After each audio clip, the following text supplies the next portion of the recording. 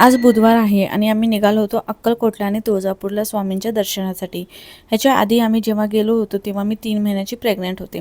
तारूचा पहिला ट्रेनचा प्रवास होता, त्यामुळे हा दिवस पण स्पेशल होता.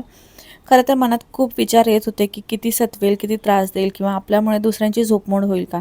पण नाही, शांत झोपली ती. अशी गुणी मुलगी तुम्ही कुठे पाहिली आहे का? बघा कशी असते. सकाळी 5:30 वाजताच आम्ही सोलापूरला पोचलो. तिथून अक्कलकोटला गेलो. स्वामींचा अभिषेक केला आणि या दोघांनी ना धोती नेसली होती, त्यामुळे ते दोघंही सुंदर दिसत होते. अभिषेक केल्यानंतर तिथून सकाळीच लवकर आम्ही मठात गेलो होतो, त्यामुळे खूप गर्दी नव्हती. छान दर्शन झालं. शांत तिथे जरा वेळ बसलो. 11 माळी जे आहेत ते नामस्मरण केलो आणि तिथून मग आम्ही रूमवर जाऊन जरा वेळ आराम वगैरे केला, जेवण केलं आणि तुळजापूरला गेलो. तुळजापूरला पण लहान बाळ असल्यामुळे आणि आम्ही पास पण काढून ठेवला होता, त्यामुळे लवकर दर्शन झालं 5-10 मिनटातच. असं देवाच्या ठिकाणी शांत बसून नामस्मरण करायचं. आम्हाला गुरुवारीच जे आहे ते स्वामींच्या दर्शनासाठी जायचं होतं तारूला घेऊन, आणि त्या दिवशीच आमचं दर्शन छान झालं महत्त्वाचं म्हणजे. आणि त्या दिवशी गुरुवारसुद्धा होता.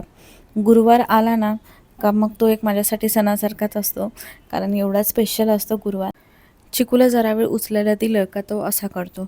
आणि आता हे बघा, रूमवर आल्यावरती या मॅडमला जुजू पाहिजे. आता जुजू आणणार कुठून?